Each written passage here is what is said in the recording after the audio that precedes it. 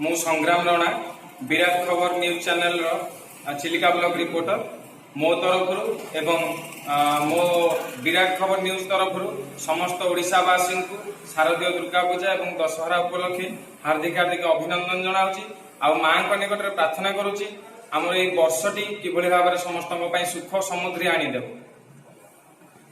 विराट खबर को स्वागत करुछि मो शंकर। काठ चुली निआ धरी घर जली जाइछि। एही अग्निकांडरू वृद्ध दंपति द्वय अल्पके मृत्युमुखर वर्ती जाइछन्ति। खोर्धा जिला बाणपुर ब्लॉक अंतर्गत नीलाद्री प्रसाद ग्राम में एपरी एक दुखद घटना घटी जाइछि।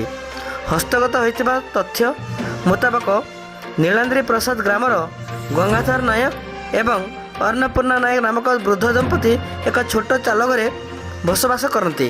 तेबे आज पूर्वाह्न 11:30 घटिकार अन्नपूर्णा काठ चुली रोषे करुवा बेले कौन कारणवशतः चुली निआ चालक जलाई जाइथिला एवं देखु देखु सारा घरे निआ धरी जाइथिला। उभय विरोध स्वामी स्त्री चित्कार करुथिबारु ग्रामवासी माने संगे संगे पानी आनी निआ लिभाको चेष्टा जारी रखिथिला बेले अग्निशम विभाग मध्य खबर देथिले। सूचना मुताबक घरर 70 भाग पोड़ी 500 हो जाइछि।